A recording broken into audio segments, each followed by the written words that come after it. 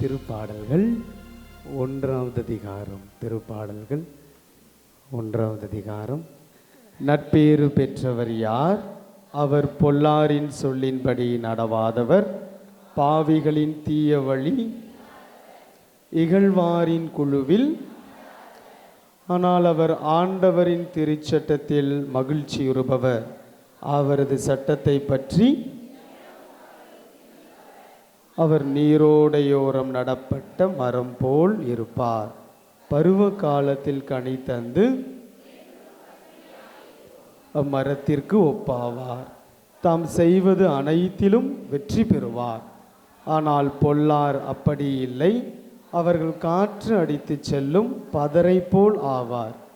பொல்லார் நீதி தீர்ப்பின் போது நிலை நிற்க மாட்டார். பாவிகள் நேர்மையாளரின் மன்றத்தில் நேர்மையாளரின் நெறியை ஆண்டவர் கருத்தில் கொள்வார். பொல்லாரின் நெறியோ பிரைஸ் தி லார்ட். ஹல்லேலூயா. 2 கரத்தை உயர்த்தி சொல்வோமா? இயேசுவே நன்றி. Price you Jesus. Thank you Jesus. எங்க இந்த 1வது திருப்பாடலில் உங்களுக்கு பிடித்த வார்த்தைகளை சொல்லுங்க பார்க்கலாம். கீழே பார்க்காம மனசில் பட்ட வார்த்தைகள், கீழே பார்க்காம மனசில் பட்ட ஒரே ஒரு வார்த்தை, ஜஸ்ட் ஒன் வேர்ட். நீரோடை. நீரோடை பிடிச்சிருக்கிற அம்மாவுக்கு வெரி குட். வேற பொல்லாரின் வழி நடவாமல், வெரி குட். ஒரு ஆள் ஒரு தடவை. என்னம்மா? இகழ்வாரின் குழுவில் அமராதவர், ஆண்டவரின் திருச்சட்டத்தில் மகிழ்ச்சி வருபவர். ஓகே. அடுத்து வெற்றி பெறுவார். செய்வது அனைத்திலும் வெற்றி பெறுவார். வேற பின்னாடி இருந்து சொல்லுங்களேன். ஆண்டவர் வெரி குட். நேர்மையாளரின் நெறியை ஆண்டவர் கருத்தில் கொள்வார். வேற பொல்லாரின் வழி அழிவை தரும். இன்னும் ஒரு 5 பேருக்கு சான்சஸ். பின்னாடி இருந்து வாய்கள் வரட்டுமே. இரவும் பகலும் சிந்திப்பவர். ஆண்டவருடைய சட்டத்தை பற்றி இரவும் பகலும். ஆண்டவருடைய சட்டம்னா இது இறைவனுடைய வார்த்தை, திருவிவிலியம். அப்போ இரவும் பகலும், அல்லும் பகலும் இறைவனுடைய வார்த்தையை குறித்து தியானித்து கொண்டே இருப்பார் அவர். Very good. வேற 4 பேர் பின்னாடி. நீரோடை ஃபாதர். நீரோடையோரம் நடப்பட்ட மரம் போல் இருப்பார். எஸ், திருச்சட்டத்தின் மீது அக்கறை உள்ளவர். நீரோடையோரம் நடப்பட்ட மரம்னா எப்படி இருக்கும்? அது செழிப்பாக இருக்கும். அப்படி தானே? வறட்சியே இருக்காது அதுக்கு, எப்பொழுதும் செழிப்பு. அதுக்கு always getting the water and deep rooted. பாருங்க, வேரும் அதிகமாக இருக்குது. ஸோ எந்த புயல் காற்று என்ன வந்தாலும் அசைவுறாது, செழுமையாக இருக்கும். நீரோடையோரம். இறைவனுடைய சட்டத்தை அல்லும் பகலும் இறை வார்த்தையை தியானிப்பவர்கள் எப்படி இருப்பாங்க? செழுமையாக இருப்பாங்க. Very good. இனி ஒரு 3 பேர் மட்டும். நட்பேறு பெற்றவர் யார்? பொல்லாரின் சொல்லின்படி நடவாதவர். அப்போ பொல்லாரின் சொல்லின்படி நடவாமல் இருந்தால் வாழ்க்கையில் we will be blessed. Yes. Last 2. இகழ்வாரின் குழுவில். இகழ்வாரின் குழுவில்னா என்னென்ன அர்த்தம்? அவங்க தமிழில் அழகாக அது ஒரு ரிட்டன் லாங்குவேஜில் இருக்கிறதுனால இகழ்வாரின் குழுன்னு இருக்குது. நம்மளுடைய பேச்சில் போனோம்னா புரணி பேசாத கூட்டத்தில் இருக்கிறது. Price the Lord. Price the Lord. இப்போ கொஞ்சம் சுருன்னு ஏறுதா? ஆமாம் ஃபாதர், எனக்கு உரைச்சது மாதிரியே இருக்குது. அப்போது இகழ்வாரின் குழு அது புரணி பேசுகின்ற குரூப். மற்றவர்களை பற்றி, இல்லாதவரை பற்றி, குரூப்பில் பக்கத்தில் இல்லாத ஒரு 3rd பர்சன், ஒரு நபரை பற்றி பேசக்கூடிய அந்த குரூப்பில் இல்லாதவர் பேறு பெற்றோர். The last one. எஸ், எல்லாற்றிலும் வெற்றி கிடைக்கும், எல்லாற்றிலும். அப்போது இறைவனுடைய வார்த்தை அல்லும் பகலும் தியானித்து நமது பாதத்திற்கு ஒளியாக விளக்காக வைக்கும்போது you will be victory over in everything whatever you do. Praise the Lord. Hallelujah. இயேசுவே நன்றி. இயேசுவே நன்றி. Praise you Jesus. Thank you Jesus. Hallelujah. Hallelujah. ஒரு வருஷத்திற்கு முன்பாக ஒரு நாள், ஒரு இரவு நேரம், ஒரு 8 மணி இருக்கும். இதற்கு முன்னாடி நான் இருந்த இடத்துல என்னுடைய சுப்பீரியர் ஃபாதரும் நானும் அக்கௌண்ட்ஸ் பண்ணிக்கிட்டு இருந்தோம், கணக்கு பண்ணிக்கிட்டு இருந்தோம். மாதக்கணக்கு செஞ்சுக்கிட்டு இருக்கும் பொழுது ஒரு கால் வருது ஒரு இடத்துலேருந்து. அப்போது அந்த காலில் சொல்கிறாங்க, ஃபாதர் மோசம் போயிட்டோம், ஃபாதர் மோசம் போயிட்டோம், ஜெபிக்கணும் எங்களுக்காக. என்னாச்சு? அரவுண்ட் 10 லட்சம் அவர்கள் ஒரு இடத்துல கொடுத்து வேலைக்காக ஒருத்தங்கிட்ட கொடுத்துருக்குறாங்க. அது என்னாச்சு? அந்த நபர், நீங்கள் எங்கிட்ட பைசாவே கொடுக்கல, அதனால் வேலை உங்களுக்கு வாங்கி தர முடியாது அப்படின்ட்டு பிளாக் அண்ட் ஒயிட்டாக என்ன பண்ணுறாங்க? பொய் சொல்கிறாங்க. இப்படி ஒரு ஏற்றுக்கொள்ள முடியாமல் பேசுகிறாங்க ஃபாதர் அப்படின்னு சொல்லி அந்த அம்மா ஒரே அழுக. அப்போ நான் சொன்னேன், கண்டிப்பாக உங்களுக்காக ஜெபம் பண்ணுறோமா அப்படின்னு சொல்லிட்டு அந்த கால் கட் பண்ணியாச்சு. அடுத்த நாள் அவருடைய கணவர் கால் பண்ணி சொல்கிறாரு, ஃபாதர் மனைவி ஹாஸ்பிட்டலைஸ்ட், பாய்சன் குடிச்சிட்டாங்க. காரணம், சிறுக சிறுக சேமித்து வைத்த இந்த பைசா எல்லாம் போகும் பொழுது அவங்களால இருக்க முடியலை. So why should I live at all? அந்த 10 லட்சத்தை யார்கிட்டனா கொடுத்தீங்கன்னு கேட்டேன். அந்த ஏரியா கவுன்சிலர். கிடைக்குமா? அப்போது நான் கொஞ்சம் சொன்னேன், ஜெபிக்கிறேன் அப்படின்னு. அப்போது ஈவினிங் மீண்டும் கால் பண்ணாங்க. மோரார்லெஸ் அந்த மனைவி கொஞ்சம் கண்ணெல்லாம் தெரிஞ்ச உடனே, கொஞ்சம் சுயநினைவுக்கு வந்த உடனே அந்த பொண்ணுகிட்ட கொடுத்தாங்க. மீண்டும் கால் பேசும் பொழுது ரொம்ப அழுதுட்டு சொன்னாங்க, ஃபாதர் கஷ்டப்பட்டு உழைச்ச பைசா ஃபாதர், நேர்மையோடு நாங்கள் உழைச்ச பைசா ஃபாதர். என் கணவனுக்கு எப்படியாவது வேலை கிடைக்கணுங்கிற ஒரு ஆசையில் சிறுக சிறுக சிறுக சிறுக நான் சேமித்து வைத்த தொகை அது. அதெல்லாம் என்னை விட்டு போகும்போது, ஏன் ஃபாதர் எங்கள் கையில் ஒன்றுமே இல்லை, இப்போது we are empty handed. குழந்தைங்க 2 சின்ன சின்ன குழந்தைங்க, என்ன ஃபாதர் பண்ண முடியும்? we will wind up our life. அதாம்மா அந்த ஒரு வார்த்தையை சொல்லிக்கிட்டு இருக்கும்போது அதில் ஒரு வார்த்தை என்னை ஆழமாக தொட்டது. நேர்மையாக நாங்கள் சம்பாதித்த தொகை. அந்த வார்த்தையை கேட்கும்போது டக்குன்னு எனக்கு பைபிளில் திருப்பாடல் 1ஆவது அதிகாரம் 6வது இறை வார்த்தை ஞாபகம் வந்துச்சு. வாசிங்க பார்க்கலாம். நேர்மையாளரின் நெறியை, அதை ஒரு 3 தடவை வாசிங்க பார்க்கலாம். நேர்மையாளரின் நெறியை, நேர்மையாளரின் நெறியை.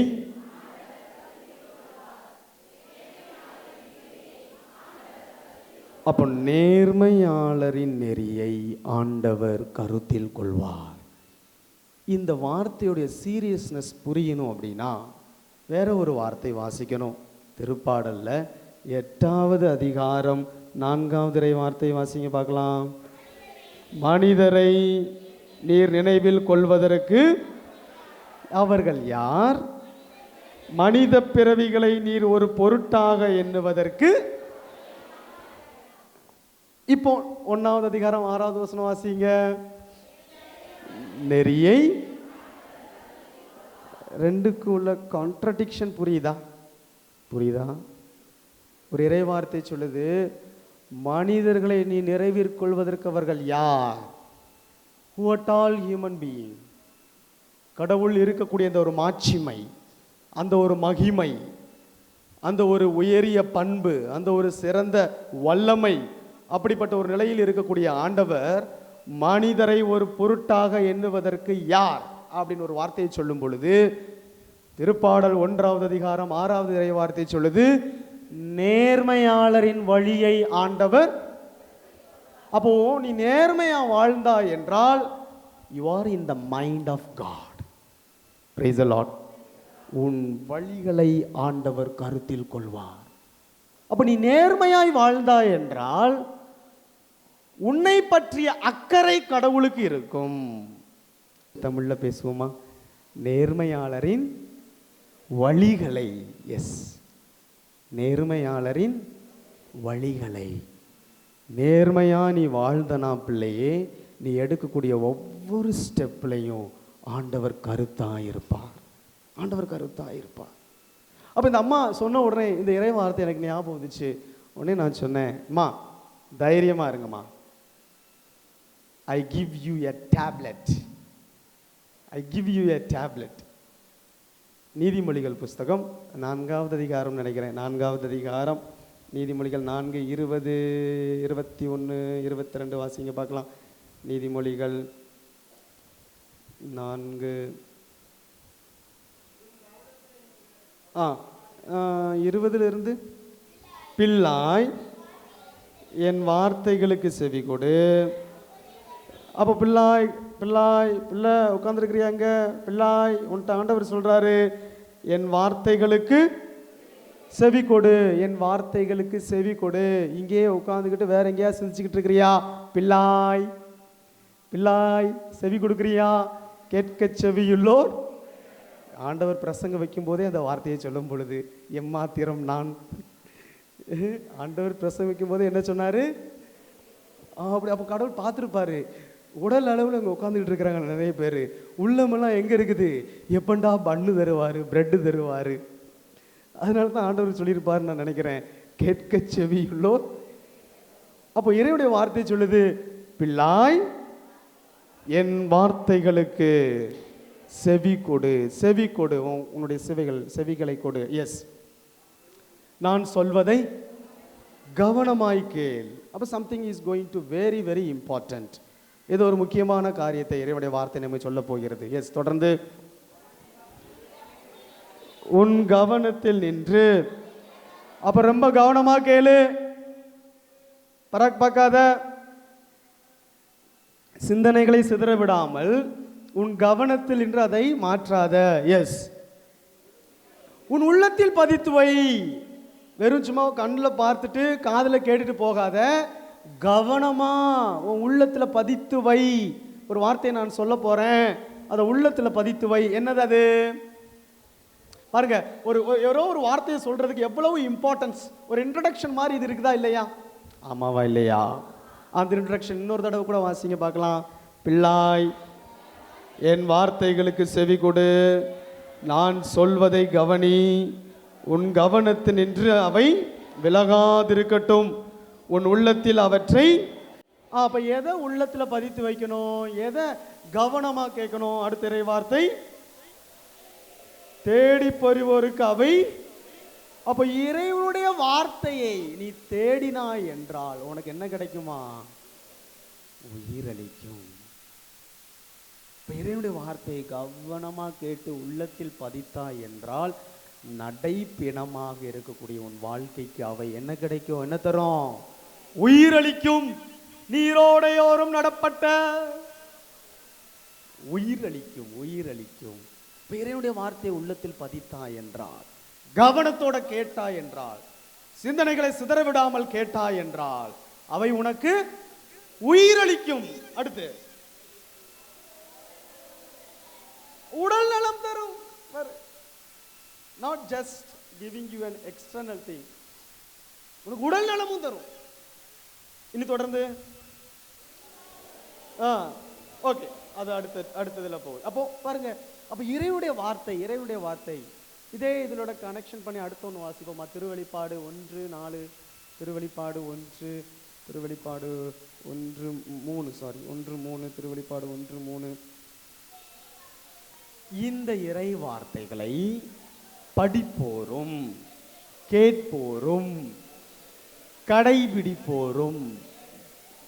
அவ 3 வகையான மக்கள் கூட்டம். இறைவனுடைய வார்த்தையை கேட்போரும் படிப்போரும் கடைபிடிப்போர். You will be blessed, blessed. பேறு பெற்றவன், பேறு பெற்றவள். கேட்போரும் படிப்போரும் கடைபிடிப்போரும். பாளையங்கோட்டையில் கன்வென்ஷனுக்கு போயிருக்கும் போது ஃபாதர் நானும் போயிருந்தோங்க. இங்கே ஜெபிச்சிருக்கிறீங்கன்னு நினைக்கிறேன். அந்த நல்ல கன்வென்ஷனாக இருந்துச்சு. 4 நாள். அப்போது அந்த 3-4 நாள் எங்களுக்கு ஃபுட் எல்லாம் அரேஞ்ச் பண்ணது எல்லாம் மக்கள் அவங்கவுங்களுடைய வீட்டில் கொடுத்தாங்க. ஸோ பிரேக்ஃபாஸ்ட்னாலும் நாங்கள் எங்கே போனோம்? வீட்டுக்கு, அவங்களுடைய வீட்டுக்கு. மத்தியான சாப்பாடு வீட்டுக்கு, நைட்டு சாப்பாடு வீட்டுக்கு. நைட்லாம் 4 days பேக்ட், டே அண்ட் நைட்டாக அப்படியே உறிஞ்சிட்டு இருந்தாங்க மக்கள். Very active, very nice participation. ஆயிரக்கணக்கான மக்கள் இறைவனுடைய வார்த்தையை கேட்க. வீடுகளுக்கு போகும்பொழுது எல்லாம் சொல்லக்கூடிய வார்த்தை என்ன தெரியுமா? ஃபாதர் ஒரு காலத்தில் சினிமா பாட்டு கேட்டுட்டு சமையல் பண்ணிக்கிட்டு இருந்தேன் ஃபாதர், ஆனால் இப்போ எல்லாரும் டிவைன் மெர்சி சேனல் தான் வீட்டில் ஓடிக்கிட்டே இருக்குது. Praise the Lord. ஹalleluya, ஹalleluya. நேற்று ஒரு அம்மா, எனக்கு தெரியல நேற்று தியானத்துக்கு வந்தவங்க இருக்கிறாங்களான்னு தெரியல, பெங்களூர்லேருந்து வந்தாங்க. இங்கே இருக்கு, எஸ், இன்னொரு அனதர் ஒன். பெங்களூர்லேருந்து ஒரு வந்த அம்மா சாட்சி சொன்னாங்க. மெனக்கிட்டு பெங்களூர் இங்கே வந்ததுக்கு காரணமே 4 நாள் இறை வார்த்தையை கேட்பதற்காக தான். வேற ஒன்றும் ஆசை இல்லை எனக்கு. இறை வார்த்தையை கேட்க எனக்கு ஆசை. அதனால 4 நாள் நான் இங்கே வந்தேன். பிரைஸ் தி லார்ட், ஹalleluya. இறை வார்த்தையை கேட்போரும் படிப்போரும் கடைபிடிப்போம். அப்ப பேசிக் எங்க இருக்குது? ஃபர்ஸ்ட் கேட்கணும். ஃபர்ஸ்ட் கேட்கணும். கேட்கறதுக்குள்ள ஆர்வம் வேணும். அடுத்து படிக்கிறதுக்குள்ள ஆர்வம் வேணும். ஓ, இவ்வளவு ஆழமான கருத்துக்கள் இறைவனுடைய வார்த்தையில் இருக்குதா? பாட புஸ்தகத்துல கூட இதை படிச்சது கிடையாதே. பாட புஸ்தகத்துல இதை நான் படிச்சது ரீசெண்டா தானே, 2000 வருடங்களுக்கு முன்பாகவே இறைவனுடைய வார்த்தை இதெல்லாம் சொல்லி கொடுக்குதே. உளவியல் என்று நினைக்கினே சைக்காலஜி பின்னாடி போய்கிட்டு இருக்கிற அப்படின்னா, உளவியல் வந்தது வெறும் 15ஆம் நூற்றாண்டில். என்னுடைய வார்த்தை அதை பற்றி எல்லாம் நமக்கு எங்க சொல்லி கொடுத்துருக்கு. நீதிமொழிகள், சீராக் புஸ்தகத்தை எல்லாம் நீ வாசி, எல்லாம் உளவியல் சார்ந்த காரியங்கள் தான். பிரைஸ் தி லார்ட், ஹalleluya, ஹalleluya. அப்ப இறைவனுடைய வார்த்தை நீ அப்படியே படிக்கக்கூடிய அந்த ஒரு ஆசை ஆழமா தெரியணுமே. ஒரு டிஃப்ரெண்டான எக்ஸ்பிளனேஷனா இருக்குது. இது இதை இதுவரை கேட்டதே கிடையாது. ஆழமாக அப்ப ஆட்டோமேட்டிக்கா என்ன வரும்? கடைபிடிப்பதற்கான ஆசை. அப்போ நற்செய்தியில இயேசு சொன்னது மாதிரி இறை வார்த்தையை கேட்பதோடு மற்றும் ஏமாந்து போய்விடாமல் கடைபிடிப்பவர்களாக இருங்கள். அப்படி இருந்தீங்க அப்படின்னா பாறை மீது கட்டப்பட்ட பவனம் போல இருப்பாய். காற்றடிக்கும், புயல் வரும், பெரும் கூச்சலிட்டு வரக்கூடிய பெரும் அலைகள், ஆனால் உன் வாழ்க்கையோ இறை வார்த்தை என்கின்ற பாறையின் மீது கட்டப்பட்டதால் அசையாது. Price the Lord. இயேசுவே நன்றி, இயேசுவே நன்றி. அப்ப பிள்ளையே, அன்னைக்கு அந்த அம்மாட்ட நான் சொன்ன வார்த்தை, அம்மா, அது கவுன்சிலரா இருந்தாலும் சரி, சிஎம் இருந்தாலும் சரி, கட் பண்ணிருங்க இந்த பகுதியை மட்டும். அப்போ என்ன பண்றீங்க?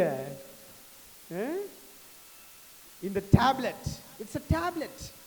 இது டேப்லெட், உனக்கு உயிர் அளிக்கக்கூடிய டேப்லெட் இது. 1வது அதிகாரம் 6வது வசனம், அது திருப்பாடல் 1வது அதிகாரம் 6வது வசனம், அது ஒரு முழு டேப்லெட். அந்த அம்மாவுக்கு நான் பாதி டேப்லெட் தான் கொடுத்தேன். என்ன சொன்னேன்?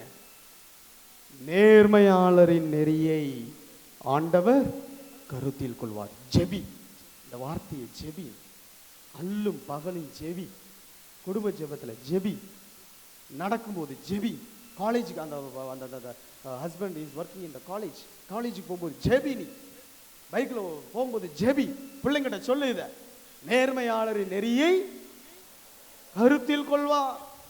நம்பிக்கையோடு ஜெபி. அது யாரா இருந்தாலும் பரவாயில்ல. எத்தனை லட்சம்? 10 லட்சமா? பரவாயில்ல. உண்மையை சொன்னேன் அப்படின்னா, அன்னைக்கு நான் சொல்லும் போது ஒரு பாதி மனசோட தான் சொன்னேன். டு பி ஃப்ராங்க் எனப். இன்னி 7 நாள்ல ஒரு கால் வந்துச்சு திருப்பி, ஃபாதர் 10 லட்சம் கிடைச்சிருச்சு. அன்னைக்கு நான் நினைச்சேன், கடவுளே, இந்த வார்த்தையை கொடுக்கும் போது கூட எனக்கு அவ்வளோ நம்பிக்கை இல்லாம தான் நான் கொடுத்தேன். பட் காரணம், மனித பலவீனத்தை நான் சிந்திக்கும் போது 10 லட்சம் கொடுத்தது யார்கிட்ட? ஒரு முதலைட்டையே, ஒரு பெரிய முதலைட்ட கொடுக்கும் பொழுது எப்படி ஆண்டவரே. But we prayed for him. சுப்பீரியர்ட்ட நான் சொல்லியிருந்தேன், ஃபாதர்கிட்ட, எங்களுடைய எங்கள் தியான மையத்தில், இதுக்கு முன்னாடி நான் இருந்ததில், இங்கேயும் நம்முடைய தியான மையத்துலையும் இருக்குது 24 மணி நேர ஜெப வேலை. அந்த வாலண்டியர்ஸ்னு சொல்லிட்டு ஜெபிக்கணும், அந்த பிள்ளைங்களுக்காக ஜெபிக்கணும்ட்டு. எண்ணி 7 நாளில் பிள்ளையே, it's given, they got it back. இறைவனுடைய வார்த்தைக்கு எவ்வளவு வல்லமை பாரு. பாறை மீது கட்டப்பட்ட பவனம். அப்போ நீ நேர்மையாக இருந்தாய் என்றால் கடவுள் உன் வாழ்க்கையை கருத்தில் கொள்வார். நேர்மை, ரைச்சியஸ்னஸ், ஜஸ்ட் பர்சன், நீதி உன் வாழ்க்கையில இருக்குதா?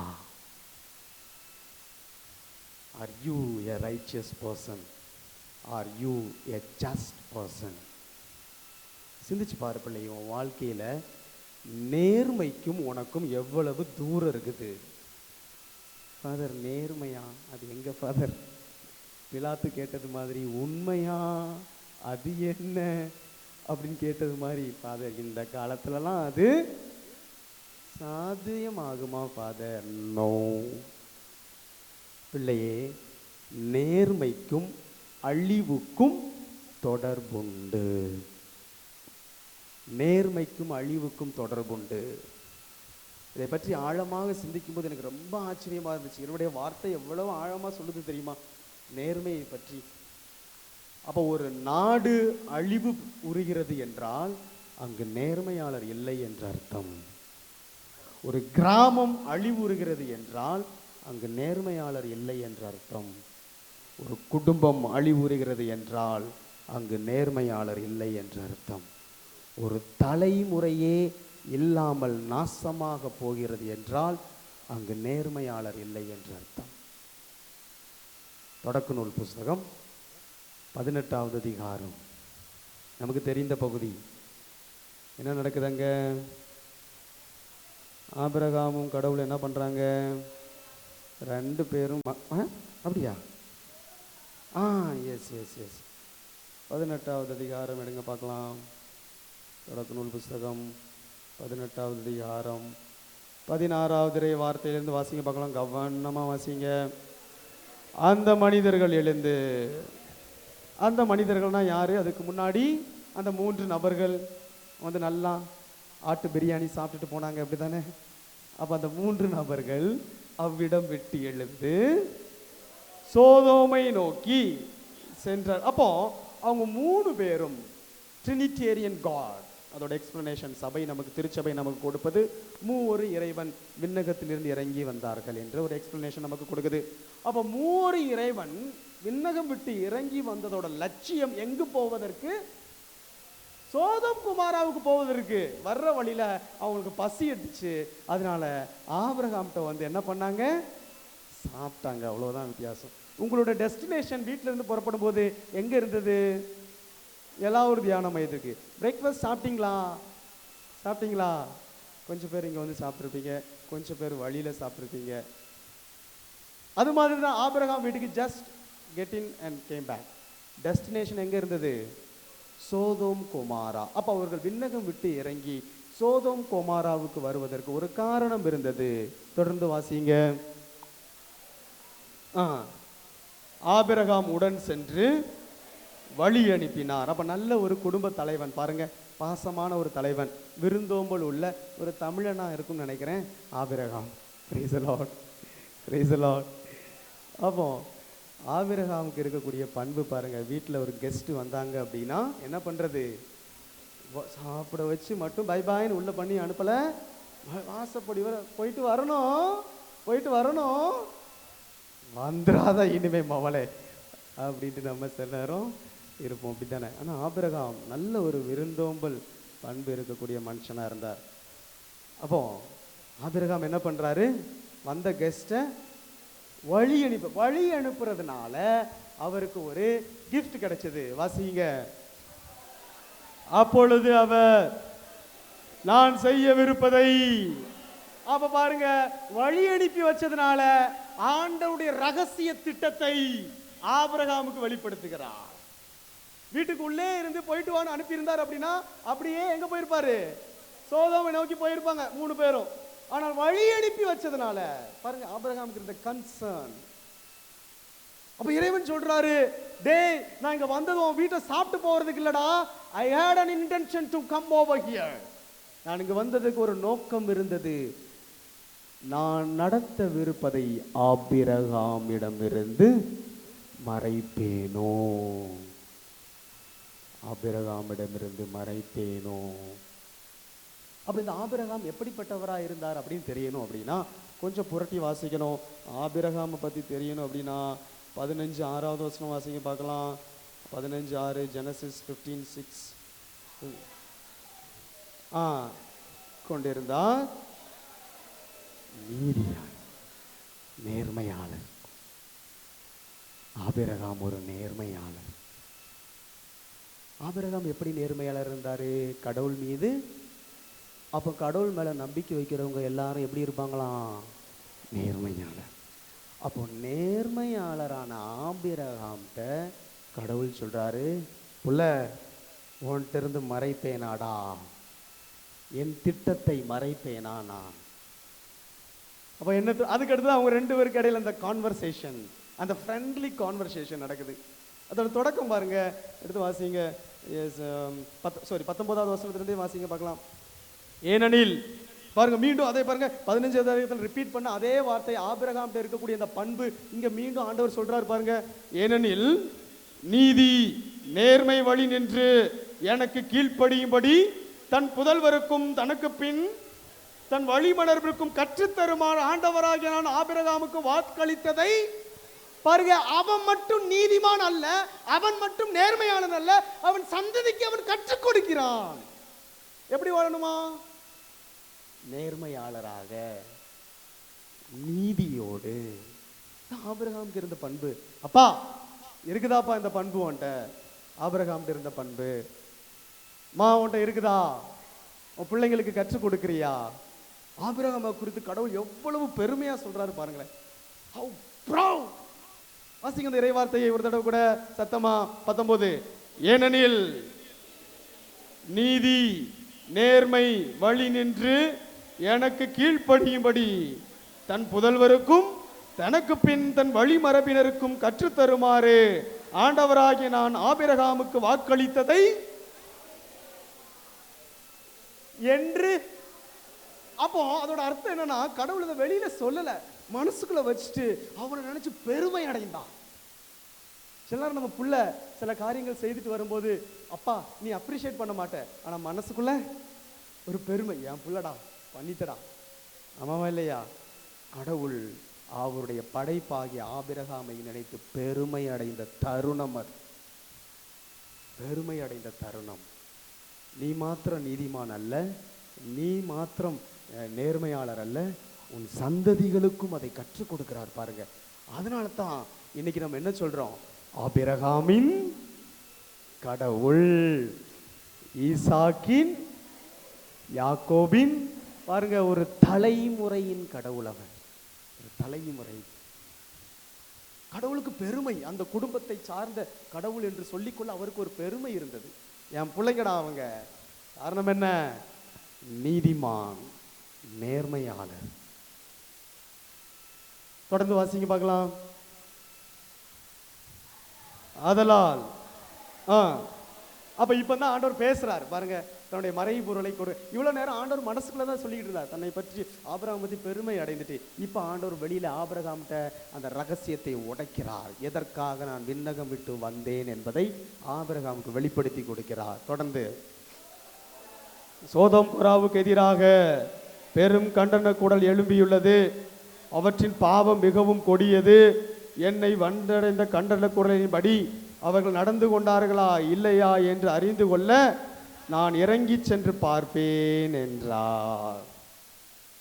So the secret is broken, the mystery is being revealed. பாருங்களேன், இவ்வளவு ஆச்சரியமான ஒரு காரியம் இது.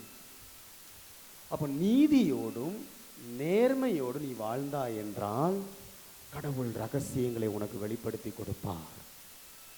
செய்ய வெறுக்கக்கூடிய காரியத்தை முன்னாடியே நமக்கு வெளிப்படுத்துவார். Praise the Lord. Hallelujah. இயேசுவே நன்றி. நீ பிச்சை எடுக்க வேண்டிய தேவையில்லை. ஐயோ ஃபாதர் ஏதாவது நடக்குமா ஃபாதர் நல்லது அப்படின்னு யார்ட்டையும் பிச்சை எடுக்க வேண்டாம். ஐயோ பிரதர், ஐயோ சிஸ்டர் கவுன்சிலிங் போக வேண்டிய தேவை வேண்டாம். ஆண்டவர் உனக்கே வெளிப்படுத்தி கொடுப்பார், வெளிப்படுத்தி கொடுப்பார். கண்டிஷன் என்ன? நேர்மையா. நீ நேர்மையா வாழ்ந்த அப்படின்னா உன் வாழ்க்கையில, உன் குடும்பத்துல, உன் சமூகத்துல, உன் தொழிலில் நேர்மை ரொம்ப முக்கியம் பிள்ளையே. நேர்மை ரொம்ப முக்கியம். நேர்மைக்கும் அழிவுக்கும் தொடர்புண்டு. அதான் உங்களுக்கு எக்ஸ்பிளனேஷன்ல சொல்லிக்கிட்டு இருக்கிறேன். End of this talk you will come to understand. நேர்மைக்கும் அழிவுக்கும் தொடர்புண்டு. அது ஒரு நாடாக இருக்கட்டும், ஒரு கிராமமாக இருக்கட்டும், ஒரு பஞ்சாயத்தாக இருக்கட்டும், ஒரு குடும்பமாக இருக்கட்டும், ஒரு தனிப்பட்ட நபராக இருக்கட்டும், அழிவு நிச்சயம். நேர்மை இல்லை என்றால் அப்ப ஆபிரகாமுக்கும் கடவுளுக்கும் கான்வர்சேஷன் நடக்குது. என்ன நடக்குது? ஆபிரகாம் அப்பொழுது அந்த மனிதர்கள் அவரை விட்டு சோதோமை நோக்கி சென்றார்கள். ஆபிரகாமோ ஆண்டவர் திருமுன் நின்று கொண்டிருந்தார். ஆபிரகாம் அவரை அணுகி கூறியதவாறு, தீயவரோடு நீதிமான்களையும் சேர்த்து அழித்து விடுவீரோ? நீதிமான்களை அழித்து விடுவீரோ? ஆண்டவர் என்ன சொல்றாரு? ஒருவேளை என் நகரில் 50 நீதிமான்கள் இருக்கலாம். அப்படியானால் அதில் இருக்கின்ற 50 நீதிமான்களை முன்னிட்டாவது அவ்விடத்தை காப்பாற்றாமல் அழிப்பீரோ? தீயவர்களோடு நீதிமானையும் அழிப்பது உமக்கு ஏற்றதென்று, நீதிமானையும் தீயவனையும் சமமாக நடத்துவது உமக்கு உகந்ததென்று, அனைத்துலகிற்கும் நீதி வழங்குபவர் நீதியுடன் தீர்ப்பு வழங்க வேண்டாமோ என்றார். அதற்கு ஆண்டவர், நான் சோதோமின் நகரில் 50 நீதிமான்கள் இருப்பதை கண்டால் அவர்கள் பொருட்டு. அதுக்கடுத்து டம்மி ஆகுது. 50லிருந்து 45 ஆகுதா? 40 தானே? 45 இருக்குதா? இருக்குதா? சரி, ஓகே. 45, அடுத்து 40, அடுத்து 30, 20 வருதா? அடிச்சு விடுங்க, ரெட்டியா 10ஓட நின்றது. அப்போ இருக்குதாம்மா? சரி, குட். அப்போ 10. அப்போ ஆண்டவர் சொல்றது பாருங்க, சோதோம் குமாராவில் 10 நீதிமான்கள் இருந்தால் அந்நகரம் காப்பாற்றப்படும். 10 நீதிமான்களை முன்னிட்டு I will save this country. 10 நீதிமான்கள். அப்ப சோதோம் குமாரா அழிந்ததற்கு காரணம் என்ன? ஒரு நீதிமான் கூட அங்க இல்லை. அழிவு. இன்னும் பிள்ளைங்களுக்கு ஆழமா நான் கொண்டு போக விரும்புறேன். ஆழமா எசேக்கியேல் புஸ்தகம் 14வது அதிகாரம் 14வது இறைவார்த்தை. எசேக்கியேல் 14, 13 வாசிங்க பார்க்கலாம். 13 நினைக்கிறேன். 13 வாசிங்க. 13.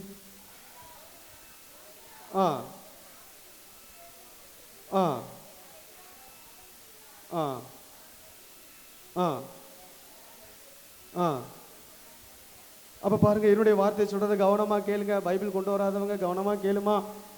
மானிடா, ஒரு நாடு நம்பிக்கை துரோகம் இழைத்து எனக்கு எதிராக பாவம் செய்தால் நான் கையை நீட்டி உணவின் தரவை நிறுத்தி அங்கு பஞ்சத்தை அனுப்பி அங்குள்ள மனிதரையும் கால்நடைகளையும். அப்போ அதோட அர்த்தம் என்னன்னா, வறுமை.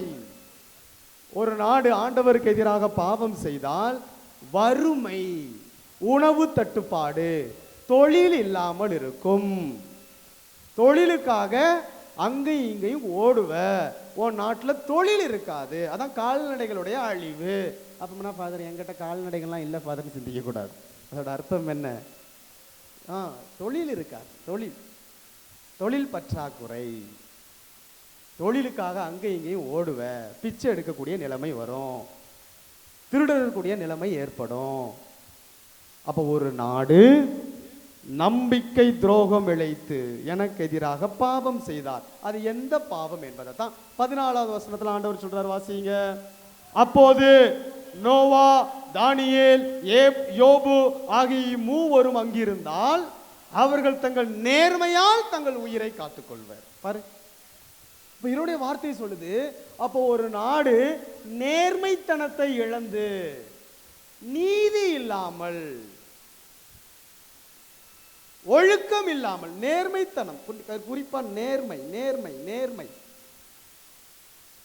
அது இல்லாமல் இருக்கும் பொழுது அங்கு நோவா, தானியேல், யோபு இருந்தால் அந்நாடு காக்கப்படும், அம்மனிதர்கள் காக்கப்படும். அப்ப நமக்கு தெரியணும், இங்க யார் இந்த யோபு, தானியேல்,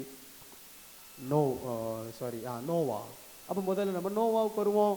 எடுத்து வாசிங்க. தொடக்க நூல் புஸ்தகம் 6வது அதிகாரம் 9வது வார்த்தை. தொடக்க நூல் புஸ்தகம் 6வது அதிகாரம் 9வது இறை வார்த்தை. ஆஹா ஆ தம் காலத்தவருள் நோவா. அப்போ அதோட அதோட அதோட அதோட சீரியஸ்னஸ் புரியணும் அப்படின்னா 6வது வசனம் வாசிக்கணும். 6வது வசனம் வாசிங்க பார்க்கலாம். மண்ணுலகில் மனிதர் உருவாக்கியதற்காக மனம் வருந்தினார், துயரம் அடைந்தது. காரணம் என்ன?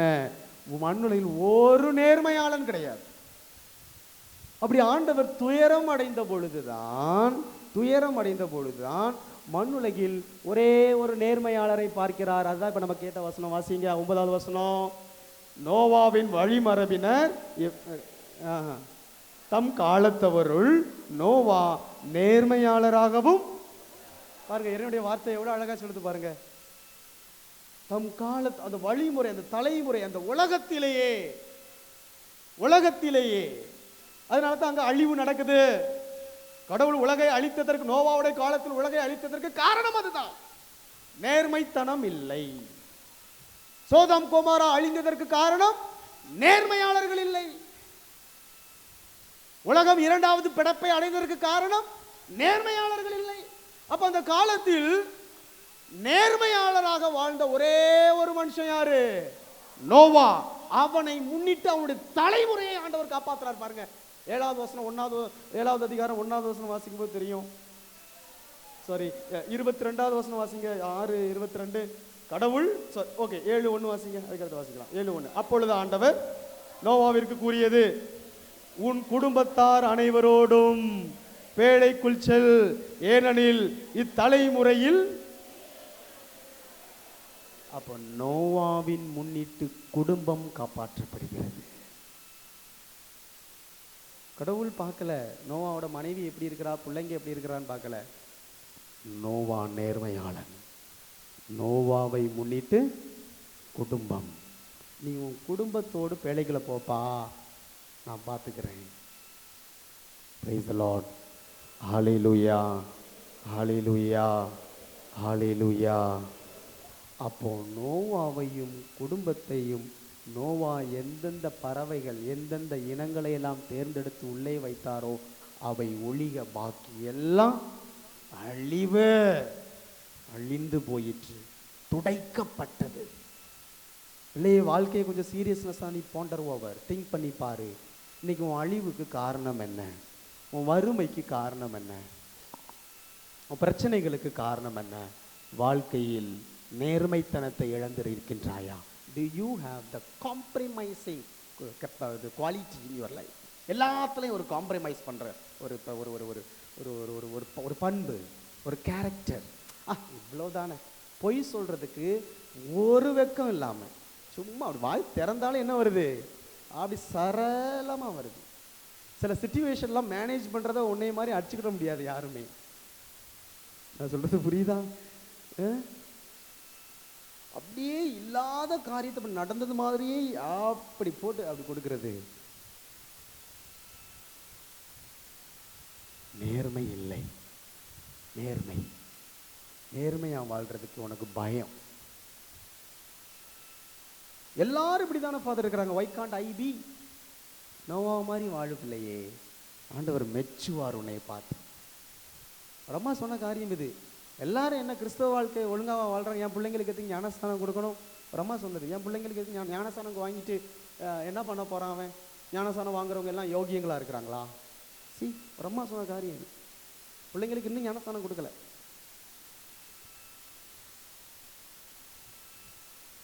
என்னுடைய வார்த்தை சொல்லுது, நோவாவின் காலத்தில் நோவாவை ஆண்டவர் தேர்ந்தெடுத்தார். நேர்மையாளன். அவன் நேர்மையாளன், எல்லாத்துலேயும் நீதி உள்ளவன், நேர்மையாளராக இருந்தான்.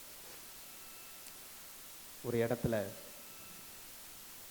இடம் மட்டும்தான் சொல்ல முடியும், குறிப்பிட்டு சொன்னேன் அப்படின்னா பிரச்சனையாகும். காரணம் லைவாக போய்கிட்டு இருக்குது, அப்படி தானே ரெக்கார்ட் ஆகிட்டு இருக்குது. ஒரு இடத்துல ஒரு ஆஃபீஸர் ஒரு அனுமதிக்காக அவர் ஓன் காங்கிரிகேஷன் ஒரு இன்ஸ்டிடியூஷனில் ஒரு அனுமதிக்காக 7-8 வருடம் காத்து கொண்டிருந்தோம். 5 லட்சம் is expecting, sorry not he, she 5 லட்சம் எதிர்பார்த்தான். Then only I will sign. In this document. ஒரு சைனுக்கு எவ்வளோ லட்சம்? 5 லட்சம். நான் இதெல்லாம் ஒரு எடுத்துக்காட்டாக உங்களுக்கு சொல்கிறேன், சரியா? அதெல்லாம் பார்த்துட்டு இப்படி தான் ஃபாதர் அப்படி இருக்கிறாங்க அப்படின்ல, ஓ வாழ்க்கையில் எப்படி இருக்கிற அவ்வளோதான். Don't think them, think about your own life. That's important. இறைவார்த்தையை கேட்கும்போது அது மாதிரி நான் இருக்கிறேனா, அதுதான் முக்கியம். நம்ம பல நேரம் என்ன பண்ணுவோம் தெரியுமா? அதை கேட்டுட்டு அவங்களாலே அப்படி தான் father. See, that's not the work of the Holy Spirit. அது மாதிரி நான் இருக்கிறேன்னா ஆண்டவரே, நான் இருக்கக்கூடாது ஆண்டவரே, that's not the work of the Holy Spirit. பரிசுத்த ஆவியானவரோடு இணைந்து இறைவார்த்தை கேட்கும்போது அது நடக்கும். என் வாழ்க்கையில் அது மாதிரி ஏதாவது பண்ணியிருக்கிறேன்னா நான்? Praise the Lord. Hallelujah. So one sign, one signature, expecting 5 lakhs. வருஷங்கள் அதிகரித்து கொண்டே இருக்கிறது. 7 8 வருஷம் ஆயிடுச்சு, 9 வருஷம் ஆயிடுச்சு. அந்த ஒரு சிக்னேச்சருக்காக பல தடைகள்.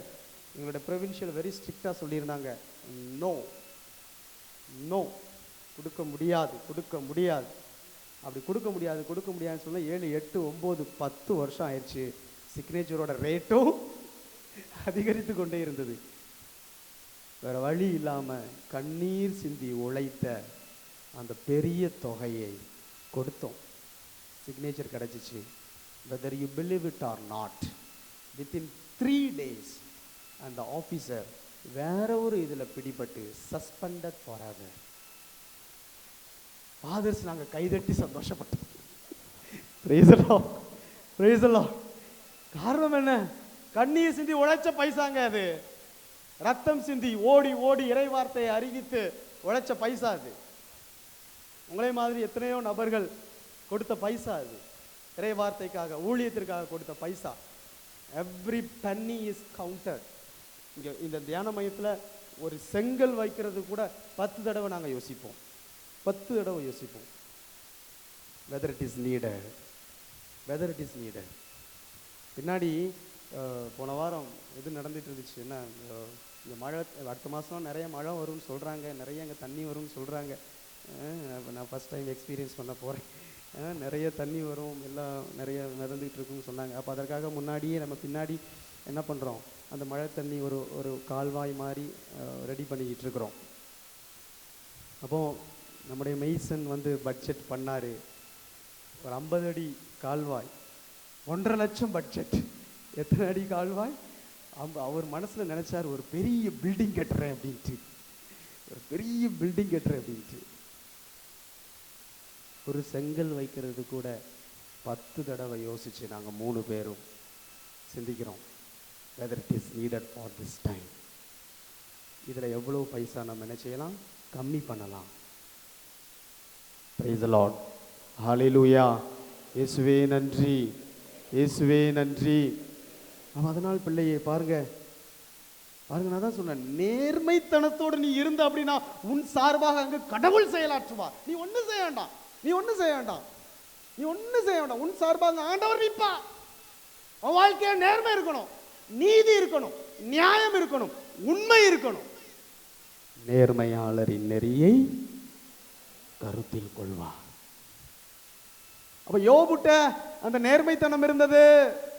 யோபுட்ட ஆண்டவர் நேர்மைத்தனத்தை பற்றி மெச்சுகிறார். என் புள்ள யோபு சூப்பர்டா, இந்த தலைமுறை உலகம் அழியுது, ஒரே ஒரு குடும்பம் காப்பாற்றப்படுது. பாருங்க பிள்ளையே, எவ்வளவு உன்னதமான காரியம் இது. உலகம் அழியுது, the universe is going to be disaster. உலகத்தை அழிக்கிறார், ஆனா ஒரே ஒரு குடும்பம் தலைமுறையை மட்டும் ஆண்டவர் காப்பாற்றுறார்னா எந்த அளவுக்கு யோபுட்ட நேர்மை இருந்திருக்கும் பாருங்களேன். அப்ப யோபு எப்படி இந்த நேர்மையை, அவர் ஏன் கடவுள் இவ்வளவு மெச்சினாரு, யோபுட்ட எப்படி இந்த நேர்மை இருந்துச்சு அப்படின்னா, நீங்க என்ன செய்யணும், 6வது அதிகாரம் ஃபுல்லா வாசிக்கணும். இப்ப வாசிக்கிறதுக்கு நேரம் இல்லை, கதையை மட்டும் சொல்லி முடிச்சிருந்தேன். ஆண்டவர் சொல்றாரு, யோபுவே நான் உலகத்தை அழிக்க போறேன். சாரி. அப்ப இவ்வளவு நேரம் யோபு தான் சொல்லிட்டு இருந்தேன்னா, நல்ல பிள்ளைங்க. சரி, நோவா என்ன பண்ணும், நீ 50 அங்குலம் என்ன போட் நீளம், 30 அங்குலம், 50 அங்குலமா எத்தனை அங்குலம் வாசிங்க, சாரி 300 நீளம், 300 முழம். 15வது வசனம், 6வது அதிகாரம் 15.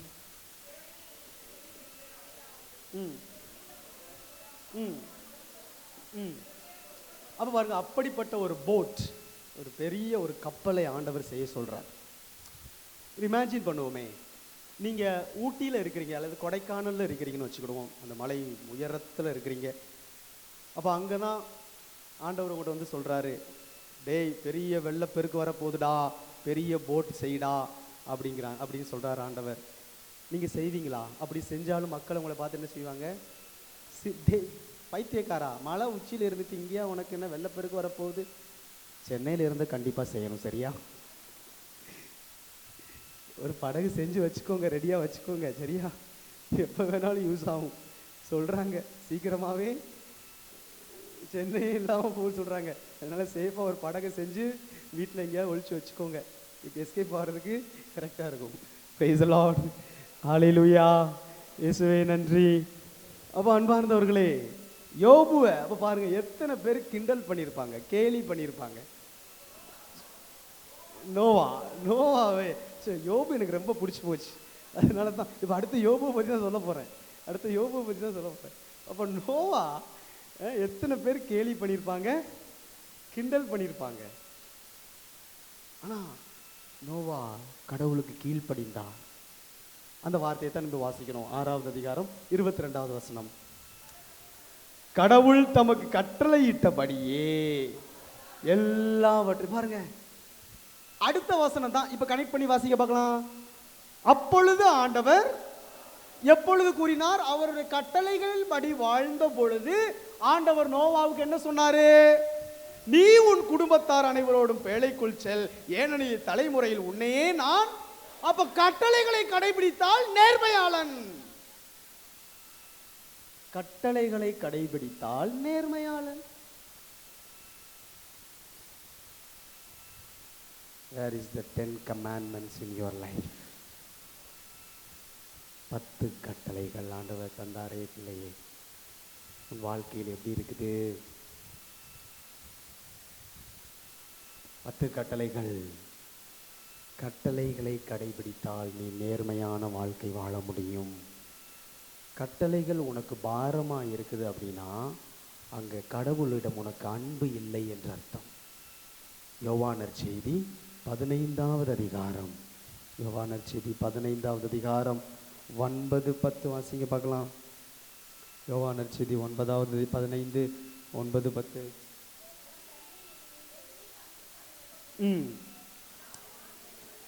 அப்ப பாருங்க, தந்தைக்கும் இயேசுக்கும் அன்பு எப்படி இருந்துச்சு?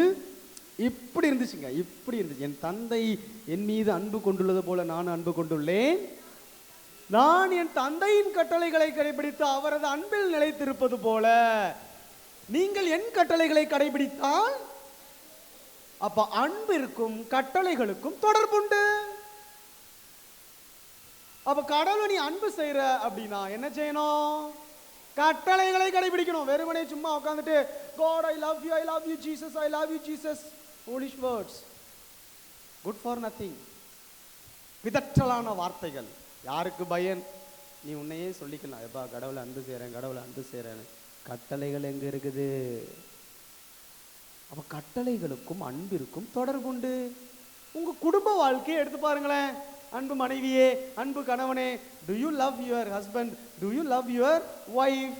அங்கு எழுதப்படாத கட்டளைகள் இருக்கின்றது அல்லவா? கணவன் கரெக்டாக சாயந்தரம் வந்தால் மட்டும்தான் அன்பு இருக்கும், இல்லைன்னா செருப்படி தான் கிடைக்கும். ஆமாவா இல்லையா?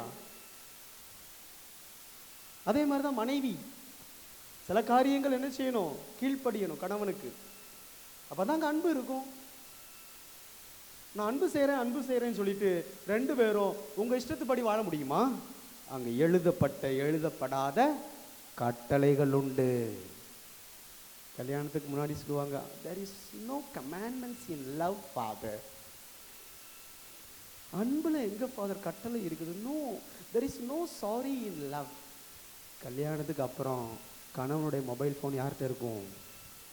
மனைவிட்ட இருக்கும். மனைவியோட மொபைல் ஃபோனு கேட்டா என்ன இருக்குது? அதெல்லாம் வேணும் ஃபாதர், அதெல்லாம் வேணும், நம்ம கொஞ்சம் பார்க்கணும், செக் பண்ணணும்.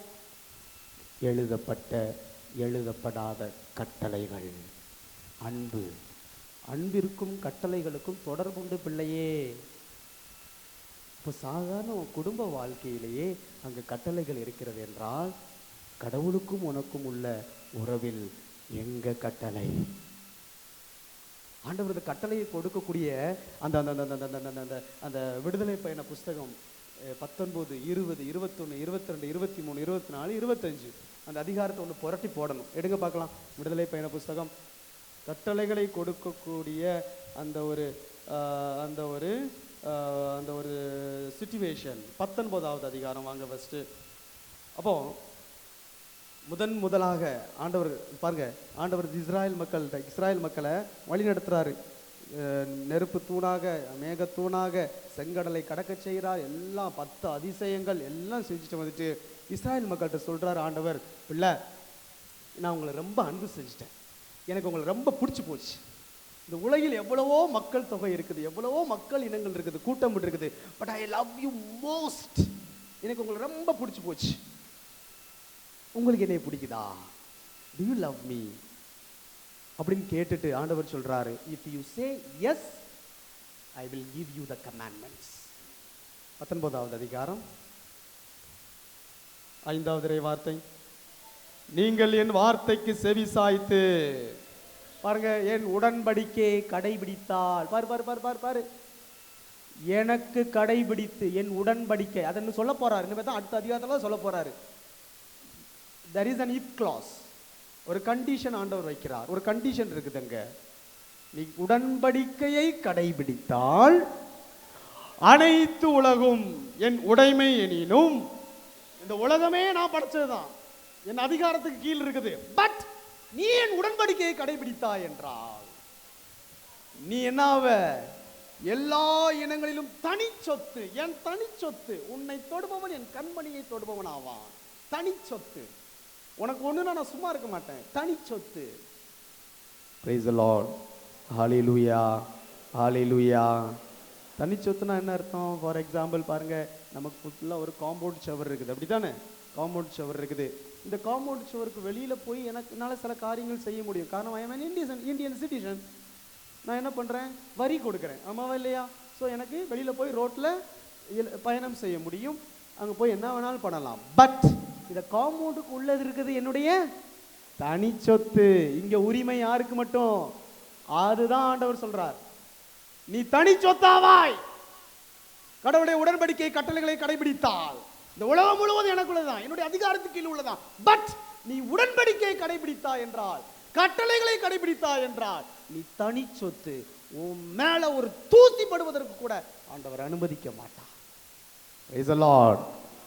நேர்மையாளரின் நெறியை கருத்தில் கொள்வார். ஒவ்வொரு ஸ்டெப் நீ எடுக்கக்கூடிய ஒவ்வொரு ஸ்டெப்பையும் ஆண்டவர் கருத்தா பார்ப்பார். பிள்ளை கரெக்டா போறாளா, கரெக்டா போறானா? அப்போ அந்த திருப்பாடல் 91 நிறைவேறும். உன் கால் தள்ளின் மேல் தடாதபடி தூதர்கள், அப்பெல்லாம் அது நிறைவேறும். சும்மா நிறைவேறாது, சும்மா நிறைவேறாது. தூதர்கள் தாங்கிக் கொள்வ நடக்கும். அது சிங்கத்தின் மீதும் விரியன் பாம்பின் மீதும் உனக்கு என்ன இருக்கும்? அதிகாரம் இருக்கும். நீ நிலைகள் மீது கடந்து சென்றாலும் அவை உன்னை மூழ்கடிக்காது, நெருப்புகள் மீது கடந்து சென்றாலும் உன்னை சுட்டெரிக்காது. அஞ்சாதே, பயப்படாதே, நானே உன் கடவுளாகி ஆண்டவர். பாரு, அதெல்லாம் நடக்கும். இறைவனுடைய வார்த்தை வாக்குறுதிகள் எல்லாம் உன் மேல நிறைவேறும். நேர்மையாளன், நேர்மையாளன் condition, there is an if clause. Praise the Lord. இயேசுவே நன்றி. அப்ப பாருங்க, இறைவனுடைய வார்த்தை விடுதலை பயண புஸ்தகம் 18வது அதிகாரம் நம்ம வாசிச்சுட்டு இருக்கிறோம். பாருங்க, இறைவன் என்ன சொல்றாரு? 6வது வசனம், எனக்கு நீங்கள் குருத்துவ அரசராகவும் தூய மக்களினமாகவும். அப்போ ஆண்டவர் கேட்கிறார், பிள்ளைங்கிட்ட கேட்கிறார், டே ரெடியா? ஐ ஆம் வில்லிங், ஐ ஆம் ரெடி. திருமண உடன்படிக்கை ஞாபகம் வச்சுக்கோங்க, தி சேம் திங். குருவானவங்க 2 வட்டம் கேட்டார், அப்படித்தானே? Are you ready? Are you ready? 2 பேரும் என்ன செஞ்சீங்க? ஆம் ஆம் சொன்னாதான் அது நடந்தது. ஒரு ஆளு நோ சொன்னாலும் போயிட்டு வாங்க, பை பாய். Same thing. ஆண்டவர் கேட்கிறாரு, ரெடியா? கட்டளையை கடைபிடிக்க ரெடியா? தயாரா? இஸ்ராயல் மக்கள் என்ன சொல்றாங்க? 8வது வசனம், மக்கள் அனைவரும் ஒரே குரலாக ஆஷோ, எஸ், ஆண்டவர் கூறியபடியே we will do, yes, yes. ஒரு முறை கிடையாதுங்க, ஒரு முறை கிடையாது, எத்தனை முறை எஸ் சொல்றாங்க பாருங்க. ஆண்டவர் மீண்டும் மீண்டும் கேட்கிறாரு. அம்மா 25வது வசனம் அதிகாரம் வாங்க பார்க்கலாம். 24வது அதிகாரம், 24வது அதிகாரம். மீண்டும் ஆண்டவர் அந்த 24வது அதிகாரத்துக்கு ஹெட்டிங் என்ன? உடன்படிக்கை. மீண்டும் ஆண்டவர் வெளிப்படுத்தி கொடுக்கிறார். கட்டளைகளை எல்லாம் சொல்லி கொடுத்துட்டு மீண்டும் கொடுக்கிறார். பிளே, ஞாபகம் வச்சுக்கோ, கொஞ்சம் கவனமா இரு. If you are in relationship with me, commandments are very very important, very very important. நான் உனக்கு faithfulness ஓட இருப்பேன். faithfulness என்ன சொல்லுவோம் தமிழ்ல? நம்பிக்கைக்குரியவனாக, நம்பிக்கைக்குரியவனாக நான் இருப்பேன். 100% கேரண்டி நான் தர்றேன். நான் நம்பிக்கைக்குரியவனாக இருப்பேன். நீ கட்டளைகளை கடைபிடித்து நம்பிக்கைக்குரியவனாக, நம்பிக்கைக்குரியவளாக இருக்க தயாரா? இஸ்ராயல் மக்கள் என்ன சொல்றாங்க? மீண்டும் 24வது அதிகாரம் 3வது வசனம் வாசிங்க பார்க்கலாம். மக்களிடம் ஆண்டவர் சொன்ன அனைத்து வார்த்தைகளையும் விதிமுறைகளையும் பாருங்க. விதிமுறைகள், அன்புல என்ன இருக்குது? விதிமுறை இருக்குது. அன்புல விதிமுறை இருக்கும், கட்டளை இருக்கும்.